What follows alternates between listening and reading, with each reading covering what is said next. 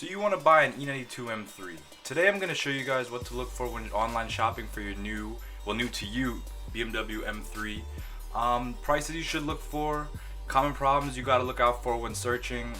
You don't want to get any car with a lot of issues. And basically what type of spec you should look for when shopping for an M3. There are lots of different specs when it comes to these cars. Some are more valuable than others, so I'm just going to give you guys some quick tips on what to look for when shopping for your M3. So when it comes to the E92 M3 or the E90X M3, there are many things you got to look for when trying to find the perfect one for you. The first one is to make sure that the rod bearings have been done or that the car has had an oil test. If the car hasn't had its rod bearings done, make sure that the oil has been tested. You can get these Blackstone oil tests. You just send in the oil. Make sure there's no metal particulates in the oil. And that usually tells a good, clear story on the life of the engine and how good and how long the rod bearings will last. Alright, so heading over to Facebook, we want to look for an 09 or later. I know the M3 came out in 08, but we never want the first year of the car, okay? We don't want the first year the car came out because that's when all the problems were, right? You don't want any problems on these cars. You're already going to have enough problems with the rod bearings, trying to sort them out, trying to get an aftermarket warranty, trying to do all this stuff, trying to find all the problems, because 3 Series have a lot of problems. They're not very well built compared to other BMWs, right? So filtering out the 2008s, we're looking for 09s and 13s. 09s will be the earliest model.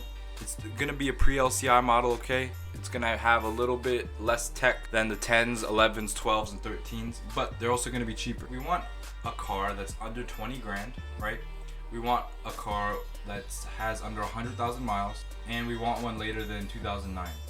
Right here, I don't see that many options, to be honest, for less than 20 grand. For less than 20 grand, we have one option right here.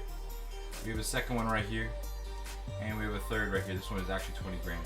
This one is going to be E90. It's going to be a little bit high miles, 104,000 for a 2010. It probably does not have its rod bearings on. It's probably on its way out. That's why it's this cheap, respectively. So let's take a look at this car. It's an E90. It has some modifications. You can tell it's been lowered.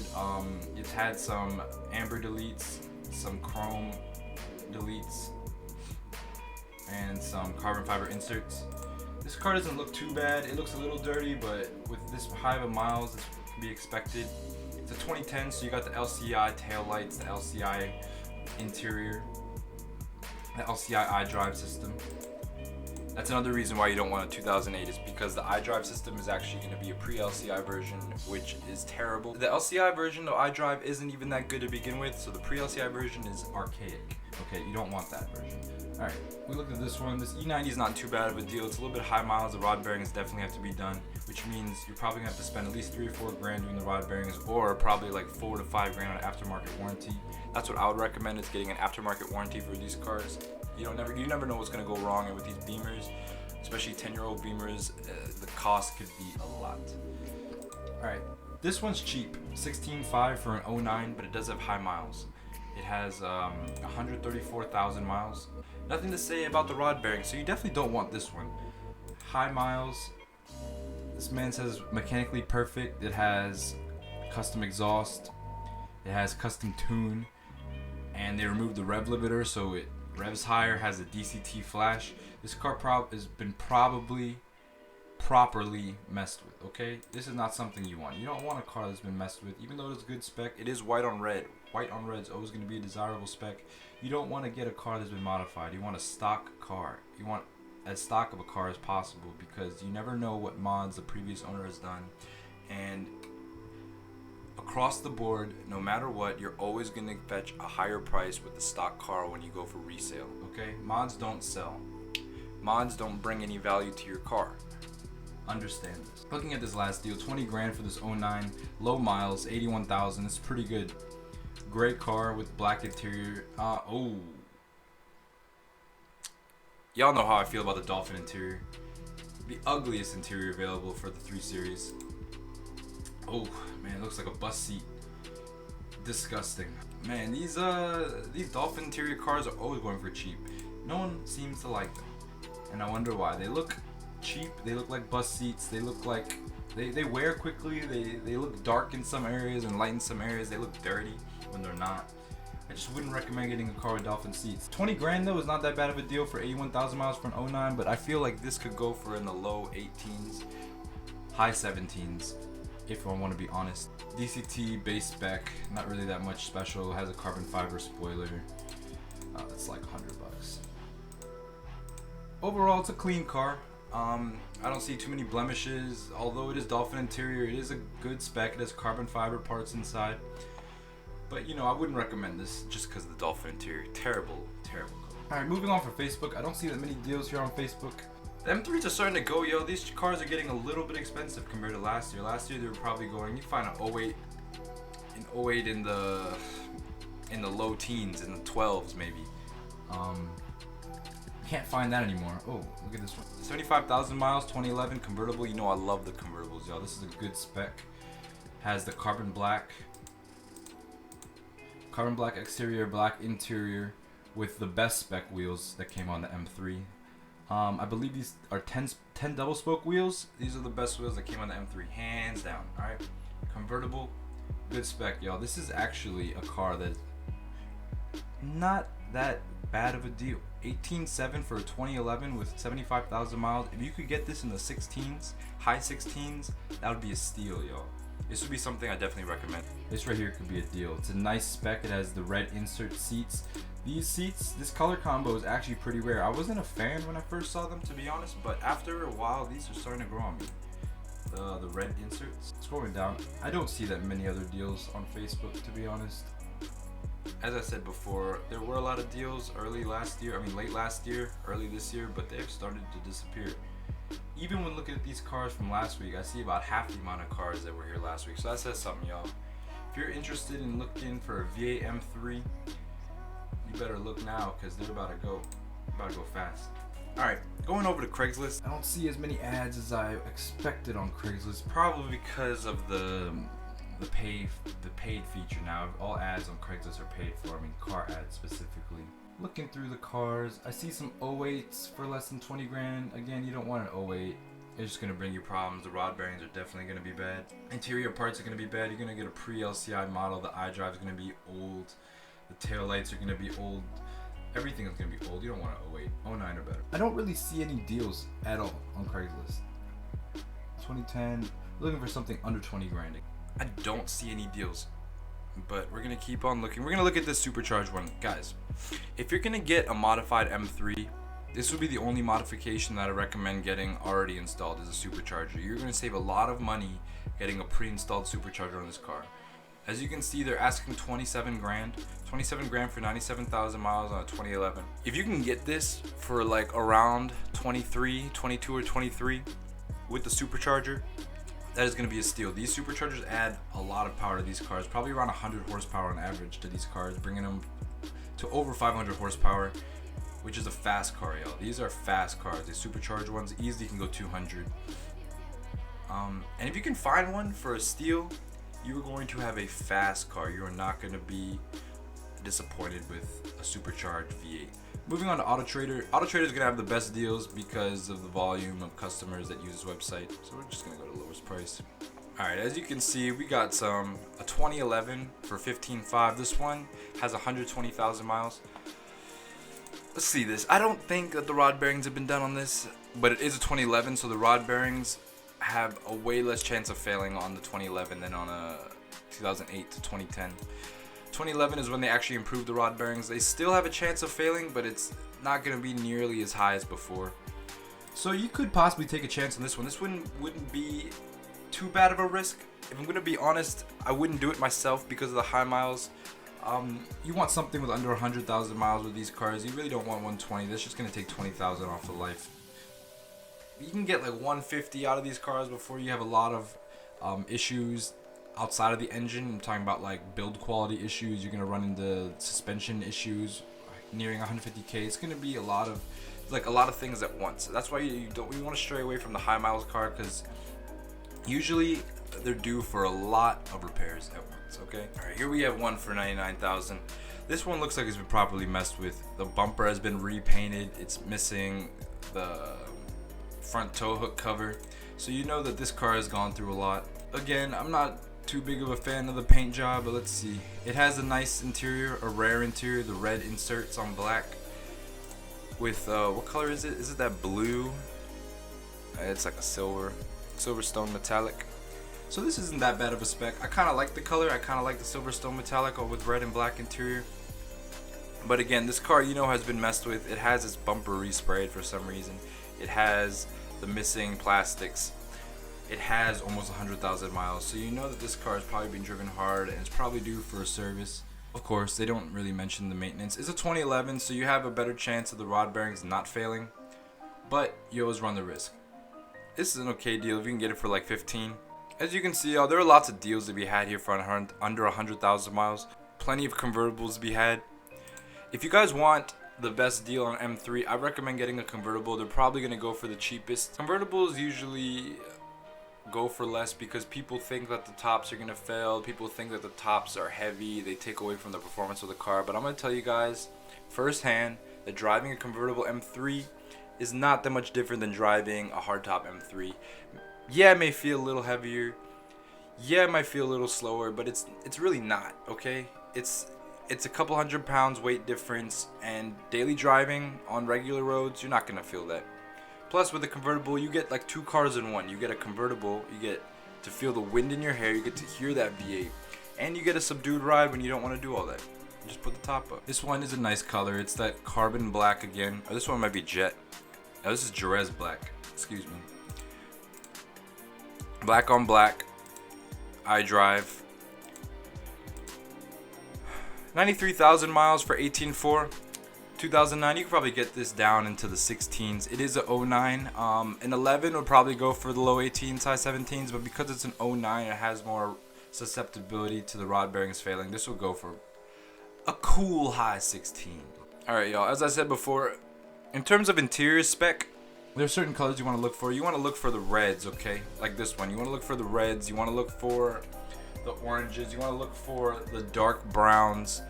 Straying away from the light tans as we get down the color scheme. You don't want to get light tans. It's an old person spec. I keep telling you, don't get beige. Don't get the light tan leathers. Even white is starting to be an old person spec. You don't want colors that get dirty fast. You don't want colors that show age fast. You don't want the dolphin interior. You don't want stuff that shows wrinkles. Wrinkles are dark. You want a darker leather. You want a more rich leather. You want a more rich color. So you want to get the red. You want to get the dark browns. You want to get blacks, okay? Don't get the light interior colors. They sell for less. They're not as good. People aren't seeking them as much as they seek these red interior, these more exotic interior colors. You don't want to get no basic interior. You want this, yo. Look at this. You don't want this car, 143,000 for 19.9. But the interior, you need a red interior car, yo. Alright, we're getting a little bit out of our price range. As you can see, there are deals on AutoTrader. There's always deals on AutoTrader. I recommend AutoTrader for getting the best gauge in price. They're always gonna be a nice range of cars in your price range. Well, being reasonable, of course. But there always seems to be a good handful of cars that are good deals. Going over to Car Gurus, let's see what the cheapest options are. Car Gurus usually has the bottom of the barrel. Alright, as you can see, we got some in the 15s starting off. We got a 2010 with less than 100,000 miles for 15.9. Y'all, if this car isn't too messed up, it wouldn't be that bad of a deal. 15.9 asking for 2010 with less than 100,000 miles. This is something you want to look for. This is a good starting point in terms of car. It's a convertible, so you know how I feel about those. Black on black, always going to be a desirable spec. Always going to be able to sell in the future. Doesn't look too bad, y'all. Definitely does not have the rod bearings done, but this is why you get a cheap car like this and you get an aftermarket warranty. If you spend $4 or $5 grand on the aftermarket warranty, bumper to bumper, you can get every issue fixed for a relatively cheap price when compared to just taking this straight up to the shop. This would be a good deal. I think this would be something you should definitely look into. Alright, here we have a 2011. As I said, 2011 is always a good year to get because that's the year that the rod bearing issue was supposedly sorted out. It's a 2011 white on red car. Good spec with the CSL wheels. Always a good spec. This one is a non-nav. Non-nav cars are sometimes sought after, okay? If you have a good spec car, say like a track-ish spec, race-ish spec with a slick top or a carbon fiber roof, you have carbon fiber parts everywhere, you got the good seats on the interior. I'm pretty sure all the M3s come with good seats, but combine that with no nav, you got like a nice driver-focused car. Nice driver focused spec. People will go for those if you can convince them to buy it. If you can say that this car is a good spec for what you say it is for, you can sell this car to somebody who wants this specific spec. There are people out there, yo. White on red convertible. It's a little dirty, you know, but it has 100,000 miles, so it's gonna be a little used. I think this is a good deal. If you can get this for the low 17s, mid 17s. Alright, as we get out of our price range, we can see that there's still some for under 100,000 miles, mostly convertibles. As I said, here we have a black on black again with less than 100,000 miles. Oh, 11, 18.9. Plenty of deals, y'all. Even on Car Gurus, where things can get expensive pretty fast, there are still deals. Moving over to eBay Motors. Y'all know I hate eBay Motors. They don't have any deals.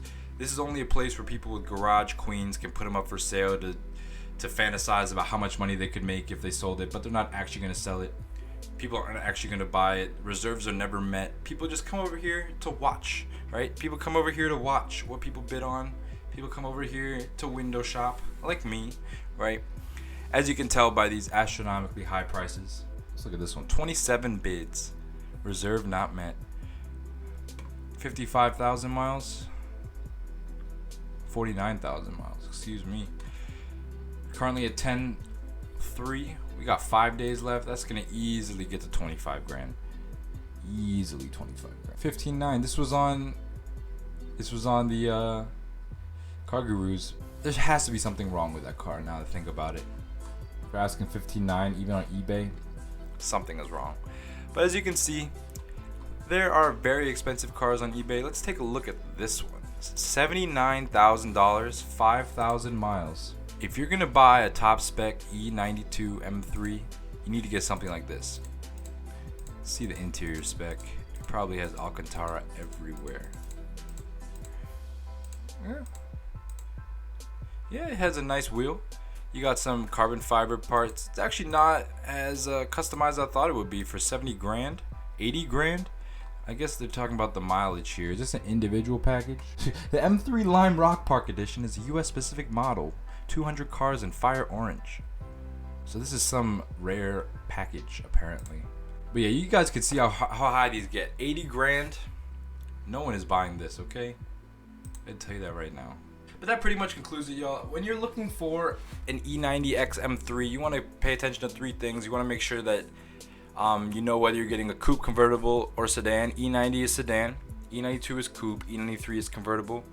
You want to make sure that you're getting as late as model year as possible. 08 had the worst reputation for rod bearings. Those almost always go at a certain amount of miles. As you get later into the model years, that chance of rod bearing failure goes down, but in 2011 they supposedly fixed it, so ideally you want to get a 2011 or later, but that doesn't guarantee that your rod bearing issues are fixed, okay? You want to make sure that it's under 100,000 miles. Rod bearings typically go around 100,000 miles. That's generally when they go. They could go before, they could go after, so it's safe to make a good judgment about the rod bearings at 100,000 miles. If you're unsure, get an oil test to see if there are any oil or metal particles in your oil, okay? You want to see whether yours has iDrive or it's non-nav. I prefer iDrive and LCI model just because you have that extra feature, you have that extra readability for seeing what's wrong with your engine. You got just the extra information, okay? If you get a non-nav, you're going to have to access everything through the little screen in the middle of your steering wheel or in the middle of your gauges. It's a little bit harder. A little bit less convenient. That's why I say get a screen. But if you're going for a track spec or a lightweight spec and you find one without a screen, you find one with a slick top or carbon fiber roof, then that would be a good spec to get for resale. Transmission. You could either get a 6-speed manual or a 7-speed DCT. The 6-speed manual is going to be more reliable. Obviously, it's going to last a little bit longer. If you're good at driving a manual, you can make it last for almost as long as you want. DCT not so reliable. It's gonna be more convenient, obviously, but you're gonna have some issues if you drive the car hard. The clutches tend to wear a little bit faster than a manual clutch would. Aside from that, you can pretty much find any spec of this car you want. There are base models, there are really expensive models I showed. There are lots of models out here to be had. There are lots of options for you to choose from. So it shouldn't be that hard trying to find a spec that suits you. Just remember the reliability issues. Remember that it's a good idea to get an aftermarket warranty. No one wants to be spending 4 or 5 grand to fix their car 2 weeks after they get it, okay? So make sure you do a PPI, make sure you find out how good the oil is, get a Blackstone oil test if you don't know anything about the rod bearings, and just do your due diligence, y'all. There are lots of things to look for with 3 Series in general, and with the M3 it becomes a little bit more specific than that. The 3 Series, y'all know, is the bottom of the barrel BMW, so the quality isn't going to be that good after a while. After 150,000 miles, you can start to see interior parts wear, suspension parts wear. You don't want to deal with that, so get one with under 100,000 miles, get a late model year, and you should be good. The M3 is a great car, right? The VA is so smooth, the sound is incredible, so you want to make sure that you're spending your money wisely. But that's it for me. Let me know what car you think I should do next. Let me know what you think I missed with this M3, what tips I could tell people in the future. But remember to like, comment, subscribe, and y'all have a good one.